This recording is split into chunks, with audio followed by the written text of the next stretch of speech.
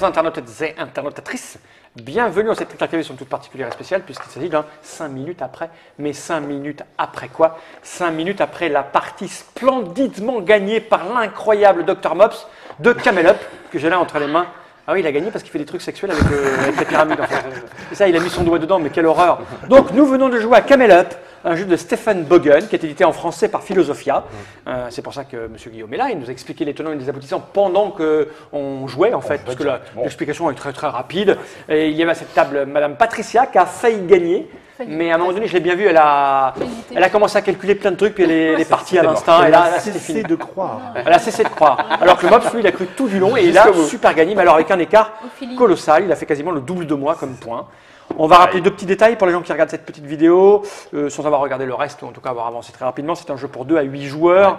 On peut même jouer jusqu'à 12, tu disais 16? Oui, parce qu'on peut jouer en équipe et prendre les décisions en équipe. Donc rien n'empêche de prendre, on se fait une équipe de 2. On peut faire ça à Puerto Puerto Rico aussi. On peut jouer en équipe à Puerto Rico. Tout à fait. Mais c'est très long. C'est plus long. 30 minutes, 8 ans. Oui. Voilà, on l'a vu, c'était du familial, du très très grand familial. Donc il y a eu quelques questions, quelques réflexions.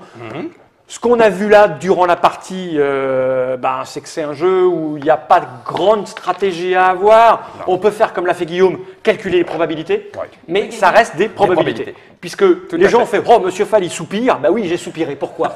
Parce que j'avais fait une partie de ce jeu, sans vraiment savoir comment on fonctionnait. Donc j'avais subi la partie parce que j'étais dernier joueur, et je me suis dit là, bon, je vais essayer de contrôler un petit peu plus, et malgré les probas que j'ai décidé de suivre, je me suis fait enfler parce que les paris que j'avais fait, l'improbable est arrivé, et ça c'est vrai que c'est super gavant, mais c'est moi qui suis comme ça. Voilà, parce que moi je suis un amateur de jeux de contrôle, voilà. L'intérêt, alors j'ai soupiré parce que ça me fait rire de soupirer, c'est une espèce de posture que j'ai, mais il n'en demeure pas moins que le temps passé à calculer et la frustration de ne pas avoir le résultat est très court, donc c'est pas très grave. C'est absolument pas grave. Ce n'est pas ce qu'on demande à ce genre de jeu. Voilà. Non. Et regarde, ça a rendu le Mops heureux d'avoir gagné. Regardez ce visage souriant. Il n'a pas calculé grand-chose, il a fait un peu attention. Tu as fait quoi? Tu n'as pas calculé grand-chose? Non, je n'ai pas calculé. J'ai regardé ce qui se passait et quelle était la meilleure option que je pouvais prendre. C'est ça. C'est-à-dire, et parfois, à l'instinct, tu as des petits risques de temps en temps. Et puis ça passe ou ça passe pas. Voilà, et on a fait exactement les mêmes, j'ai fait comme toi, sauf que moi c'est à chaque fois tombé à côté. Voilà. C'est comme ça, on a un homme qui a de la joie et du bonheur à table, c'est important déjà. C'est même suffisant, je dirais. Ça peut l'être. Voilà. Ça c'était pour les gens qui disaient ouais, Monsieur Fall il fait la gueule. Oui, forcément, moi j'adore contrôler. Je dis il y a le jaune, il y a le vert qui sortent, je calcule les probas. Pour le vert, c'est le jaune qui me fait niquer. Voilà. Ça me fout quand même super en l'air de ma partie. C'est ça. Parce que d'un seul coup, je perds je sais pas combien de points d'écart et puis pareil. Alors après, c'est ce qui se passe effectivement sur entre guillemets l'ambiance qu'il peut y avoir ou pas autour de la partie, c'est le côté provoque. Le côté provoque, tu sortiras jamais ton foutu dévers et c'est le dévers qui sort. Ça fout la partie en l'air de 3, mais on en replaisante après en buvant une bière en disant oh purée, comment tu as eu trop de la chance et tout. Et on n'a rien contrôlé. Mais le truc est rigolo à se raconter. C'est un jeu de course, quoi. C'est ça. Jeu de pari. Ça dépend, parce qu'il y a des jeux de course comme Top Race où tu contrôles un peu plus la course. C'est vrai. Tout à fait. De chevaux, je parlais des vraies courses. Les courses de chevaux, non, excuse-moi. Les turfistes. J'ai eu un père turfiste. Qui allait jouer au tiercé, tu calcules.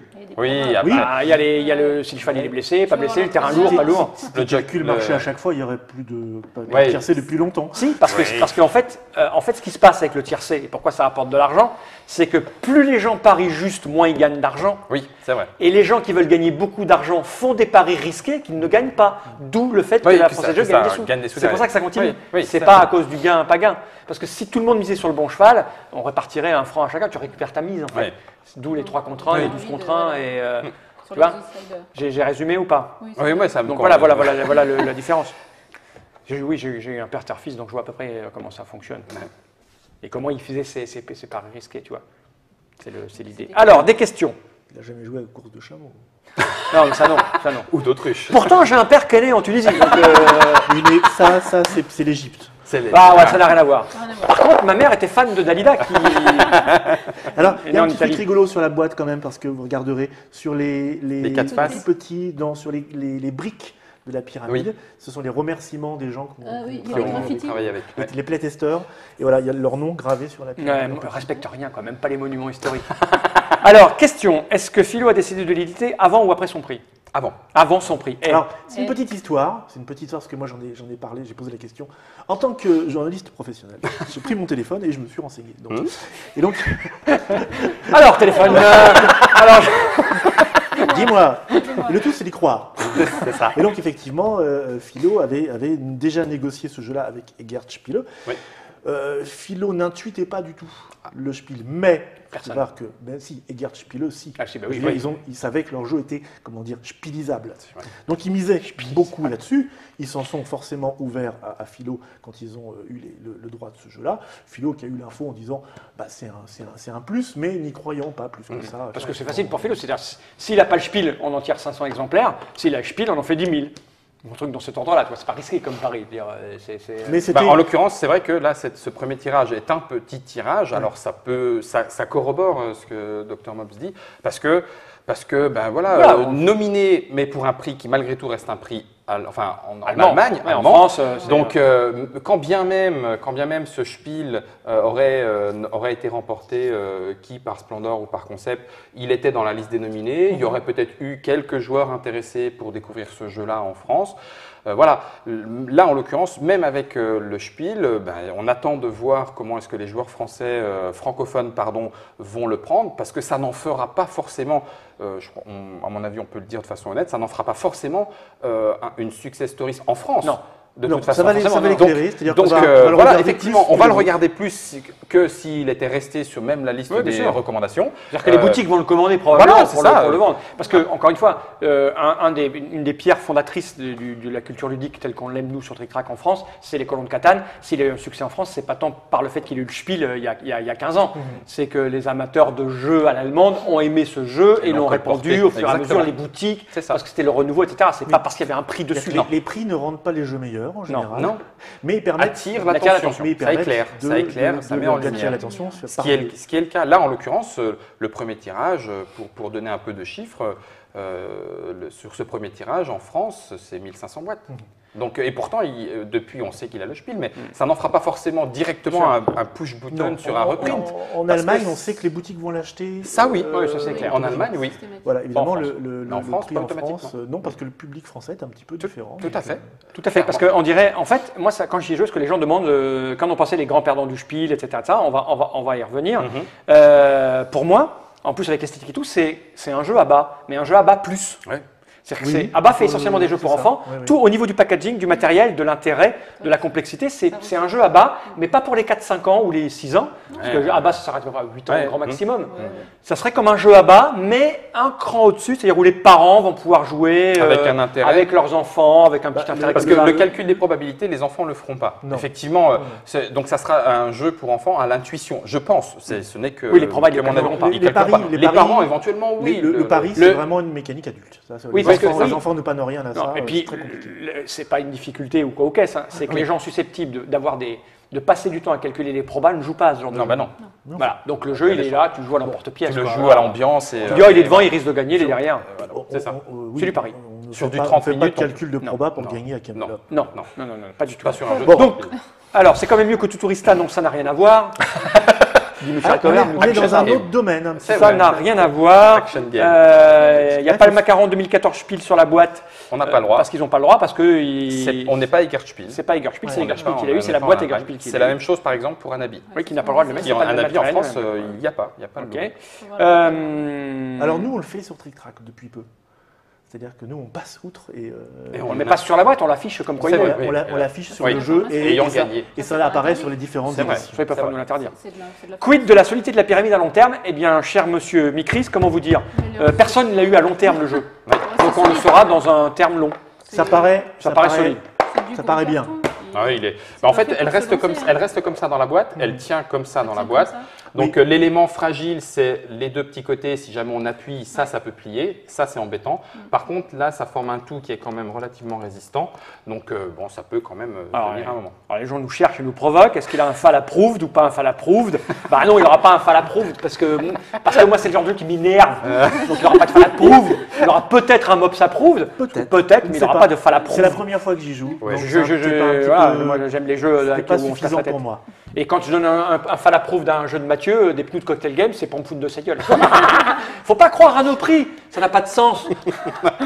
Vous ne nous connaissez pas à force. Si, c'est des prix, j'aime bien ou j'aime pas. J'aime bien. Je te dirai pas pourquoi. En plus. Non, clairement, quand je donne un fall approuve d'un jeu de Mathieu, c'est parce que j'y jouerai avec plaisir entre adultes, consentants et tout. C'est des jeux qu'elle Ça, j'y jouerai jamais. Je n'y jouerai jamais, même pas avec mes camarades du vendredi soir. J'ai pas d'enfants à la maison, donc j'ai aucune raison de sortir ce jeu pour jouer avec mes enfants. Enfin bref, j'ai pas de. Ceci dit, je peux donner des fall approuve des jeux pour moi, j'en sais rien. En tout cas là, je donnerai pas un fall approuve parce que j'ai fait deux parties qui m'ont énervé. Ouais. Alors que effectivement, et là, effectivement, ça pousse déjà d'un cran plus vers le mob ça. Ouais, exactement. Mais cela dit, sur les festivals auxquels on l'a fait jouer, on a aussi ce genre de réaction. Mais c'est normal. On a des tables de 8 où ça gueule et rigole dans tous les sens parce que les joueurs ont, je le dis honnêtement aussi, les joueurs ont apporté l'ambiance. Je dis pas que c'est le jeu qui l'apporte, mais les joueurs ont ça c'est tout à fait les joueurs, tout à fait. Voilà. Le seul problème avec des joueurs comme moi, on va dire, c'est que l'ambiance est difficile à mettre en place parce que tu prends le temps de calculer tes probas. Donc, quand tu te dis, bon, j'ai 2 chances sur 3 de réussir et que ça tombe pas, tu t'énerves. Alors, ça peut faire rigoler le mec en face qui se fout de ta gueule. Là, tu peux avoir l'ambiance. Voilà. Mais quand tu n'es que des joueurs qui calculent, c'est très très énervant. Tu vois, après, tu peux être content. Soir, quand tu t'en fous, tu fais allez, on y va. Ouais. Tu n'as pas perdu de temps. En fait, tu ne te rends pas compte forcément que la proba est contre toi, donc tu te marres. Voilà, une boule anti-stress, c'est bon. Mais ça reste un excellent jeu familial pour les enfants. Et donc, qu'en pensaient les autres Spiel, c'est ça, ce que les gens n'ont pas capté. Parce que les gens font, ouais, c'est un mauvais jeu. Non, les gens qui étaient partis. Alors, ce qui surprend, c'est cette élévation au pinacle. Voilà. C'est-à-dire que les gens qui suivent le Spiel, ceux qui sont très attentifs, ceux qui ont été sélectionnés, comme les gens les Space Cowboys ou Repoprod, ce sont des gens qui suivent le Spiel des Jahres depuis des années. D'accord. Donc, on a tous dans notre tête une idée de ce que doit être le prix ou de ce qu'on pense qu'il est à l'heure actuelle. Et tous les ans, il y a des gens pour dire, mais depuis quelques années, c'est n'importe quoi. Sauf que, tous les ans, le jury a raison dans ce qu'il fait. Il s'est trouvé que cette année, ils ont décidé d'aller vers du plus familial qu'avant. C'est-à-dire de creuser l'écart entre le Spiel et le Kenner. En réduisant en plus la voile du Kenner, qui en fait cette année n'est pas un gros jeu. Pas un gros jeu quand même. Ouais. Voilà. Donc moi j'ai su que c'est lui qui allait gagner quand ils ont annoncé le Kenner. Ah oui. Ben oui, parce que pour moi, ils ont baissé le Kenner, c'était le plus simple des 3 finalistes. S'ils avaient mis Concordia Kenner, je pense que c'est Splendor qui aurait gagné. Oui, en termes de niveau entre les deux. Voilà, ils ont mis, je ne sais même plus qui était Kenner cette année, c'était Istanbul. Istanbul. C'est Istanbul qui a gagné, et pour moi, qui suit le Spiel depuis longtemps, Istanbul avait le profil type du Spiel des Jahres. Parce que Istanbul, c'est simple et familial avec un petit truc plus. Un carcasse. En mettant ça, Kenner, ça veut dire qu'ils allaient taper vers le bas, pas vers le bas en qualité, vers le bas en difficulté et en couche à toucher. Donc ce qu'en ont pensé les autres, c'est-à-dire concept, les auteurs de concept, Repoprod et les Space Cowboys, alors je vais surtout discuter avec les Space Cowboys, d'ailleurs ils le disent dans le petit reportage à la fin, Marc le dit, ce qui les a surpris, c'est d'avoir mis sur la même ligne Splendor, Concept. C'est ça. Et voilà. Chez les Space Cowboys, en fait, ils auraient préféré au final que Splendor soit en Kenner. Parce que pour eux, il aurait eu plus sa place en Kenner que là. Ouais. Ça faisait bizarre. C'est un jeu d'une complexité. Bah oui.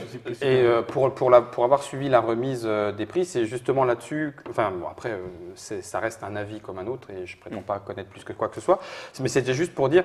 On pourrait peut-être avoir une grosse discussion sur pourquoi est-ce que ces 3-là se sont retrouvés dans le Spiel. C'est ça qui pourrait éventuellement être discuté. Après, puisque ces 3-là sont dans le Spiel, quand on regarde les critères du Spiel et ce qui se passe, on se dit ah bah oui, effectivement, c'est vrai, Camel Up correspond à ces critères. Mais ce qui a surpris, c'est ça. Ces 3-là, pourquoi voilà, on va élire le meilleur sportif. On met un footballeur, un basketteur et un nageur, et on fait gagner le footballeur en disant ouais, mais ça, dans les critères, c'est un footballeur doit gagner. Il dit mais pourquoi tu as mis un nageur et un basketteur? C'est vraiment ça qui a surpris. Mais au final, ils ont eu raison de faire gagner celui-là, puisqu'ils ont leurs propres critères, et c'est lui qui correspondait le mieux aux critères. Et ça reste un bon jeu. Là où il y a un malentendu, c'est que les gens qui ont critiqué ou qui ont émis une opinion en étant surpris, ce n'est pas sur les qualités du jeu. Absolument pas. C'est-à-dire que le jeu correspond, il fonctionne. Je veux dire, on ne peut pas dire que ce n'est pas un mauvais jeu. Moi, je me demande s'il n'y a pas un petit peu de nostalgie, parce qu'on y retrouve beaucoup que ce soit visuellement, que ce soit dans la configuration et au niveau complexité, mélange hasard et stratégie, ce qu'était le jeu à l'allemande il y a 20 ans. même 20-30 ans. On retrouve des trucs qu'on trouvait chez les Ravensburger. Moi, il y a un petit côté qui me fait penser à Heimlich & Co, qui est un jeu beaucoup plus simple encore, et que j'ai tendance à préférer, mais moi aussi, la nostalgie fait son effet sur moi parfois. Et on retrouve un peu cette idée, les petits pions en bois, les trucs comme ça, comme si en Allemagne, les choses n'avaient pas tellement évolué, ou comme s'ils voulaient retourner en arrière. C'est-à-dire qu'en fait, alors, est-ce que c'est pas ce type de jeu, ce niveau de difficulté, n'est-il pas aujourd'hui difficile à placer entre les hardcore gamers qui demandent du jeu de contrôle et de gestion pointu, et on les comprend pourquoi, et les gens qui jouent au party game en faisant turlututu, chapeau pointu, entre les deux, c'est compliqué. Et pourtant, c'est là que beaucoup de choses se passent.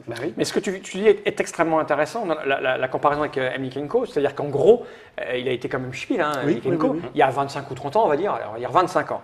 Et la nature humaine voudrait que les choses évoluent en devenant de plus en plus complexes, etc. C'est-à-dire qu'on se dit que si Heimlich & Co a gagné il y a 25 ans, depuis le jeu a évolué, on est allé vers des trucs plus conséquents, plus costauds.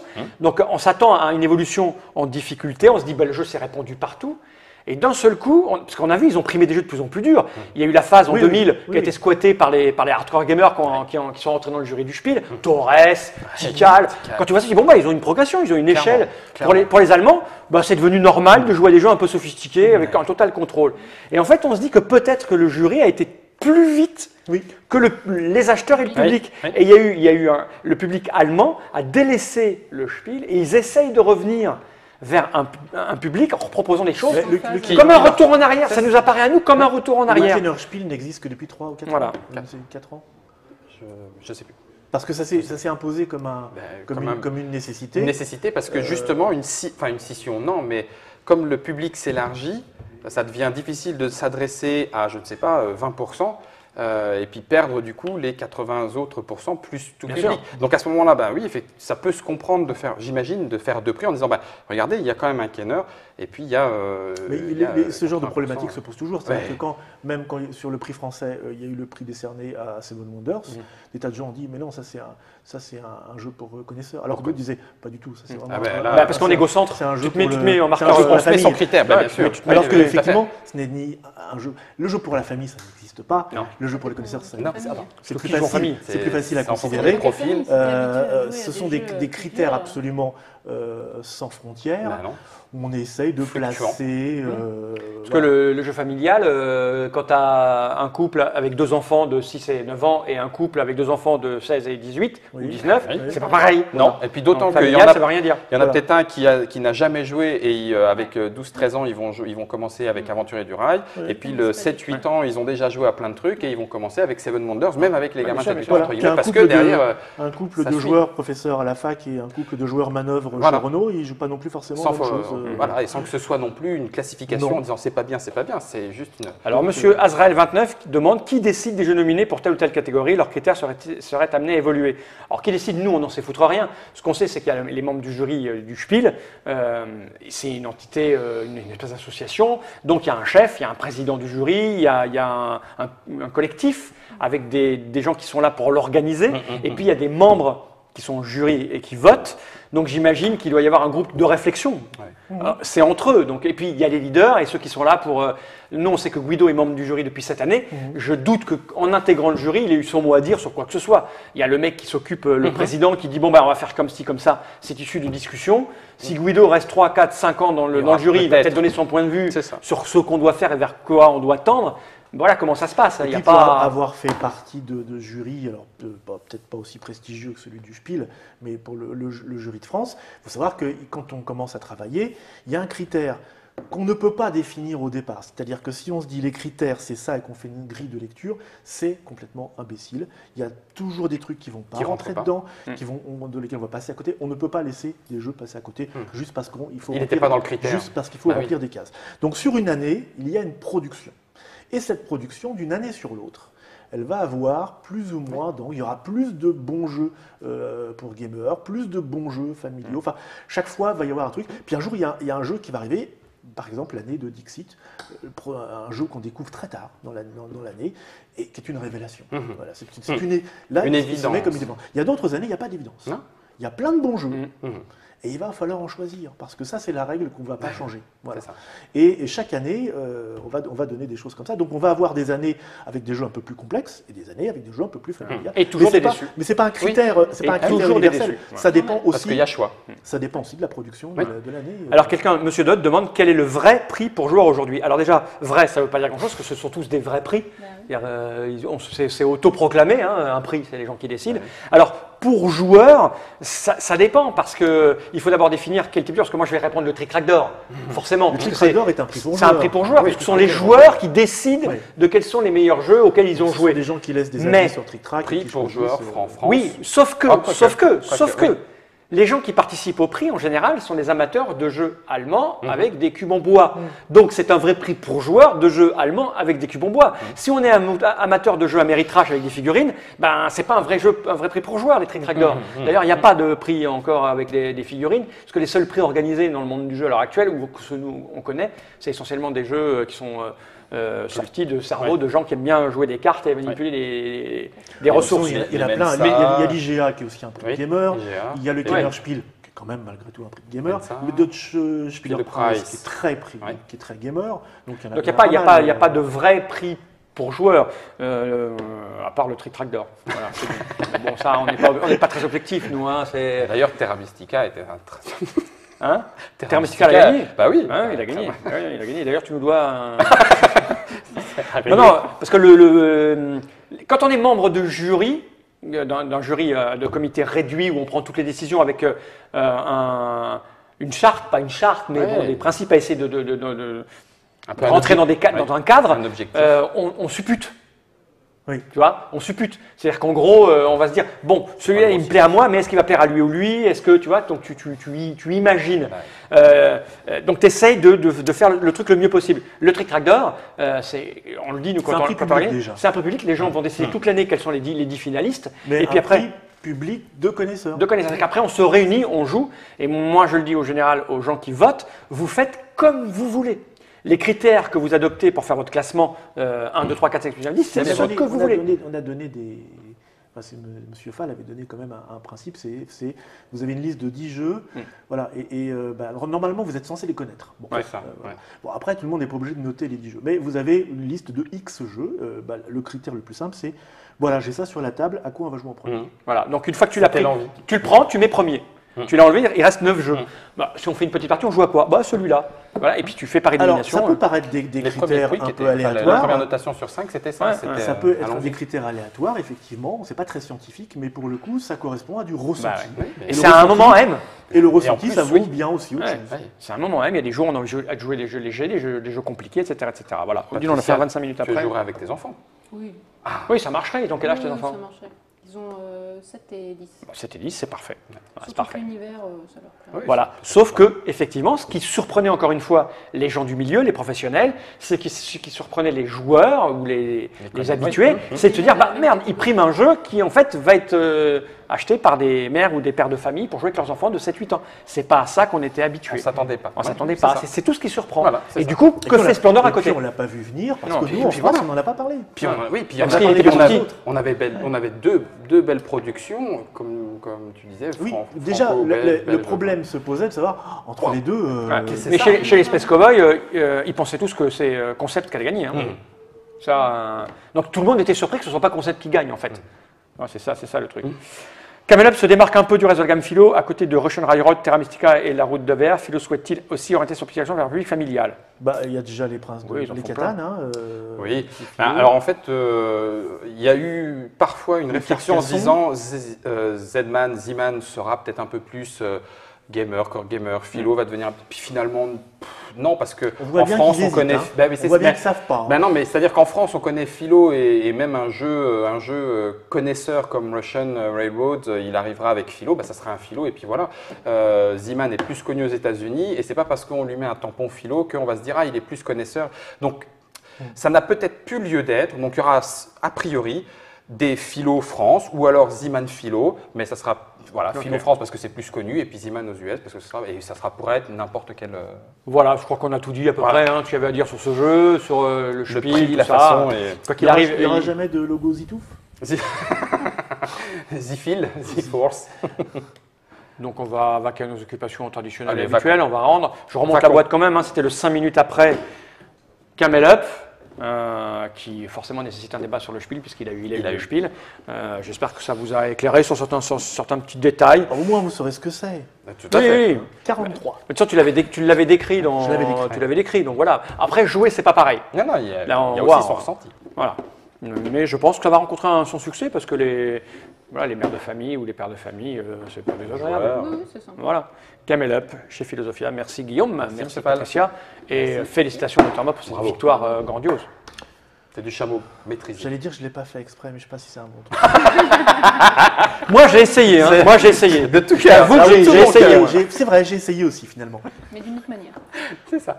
Mais bon, après, il faut regarder le plateau. Tu dis, il est dernier, il va arriver dernier. Ah merde, il a gagné. Non, mais c'est des phases. Oui, c'est des phases. Plusieurs fois que je gagne des trucs là, ça ne va pas durer. Jenny Reich.